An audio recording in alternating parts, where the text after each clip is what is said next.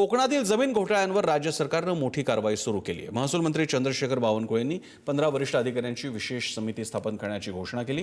ही समिती पुढील 2 ते 3 महिन्यात कोकणातील जमीन व्यवहार, महसूल नोंदीतील अनियमितता आणि बेकायदेशीर विक्रीची चौकशी करणार आहे। परस्पर जमिनी विकणाऱ्या दोषी अधिकारी आणि संबंधितांवर कठोर कारवाई करण्याचा इशाराही सरकारनं दिला आहे। राजन चव्हाण अधिक माहिती देत आहेत। राजन,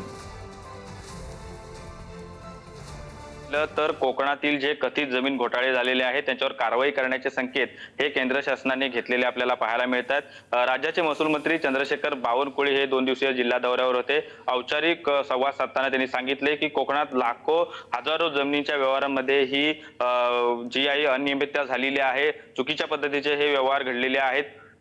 ज्या परस्पर जमिनी विक्री केलेल्या आहेत, महसूल विभागातील जी नोंदींची अनियमितता, या सर्व प्रकरणांची आता चौकशी केली जाणार आहे। यासाठी 15 वरिष्ठ अधिकाऱ्यांची समिती ही गठीत केली जाणार आहे। पुढील 2 ते 3 महिन्यांमध्ये ही समिती कोकणात येणार आहे आणि या सर्व प्रकरणांची पारदर्शक पद्धतीने, काटेकोर पद्धतीने चौकशी करणार आहे। ज्या कोकणातल्या अनेक ठिकाणी जमिनी आहेत त्यांचे मालकच नाहीयेत आणि अशा जमिनी ह्या केंद्र सरकारी ज्या राज्य दरबारी किंवा सरकार दरबारी जमा होणं अपेक्षित असतं, पण तो तसं घडलेलं नाहीये।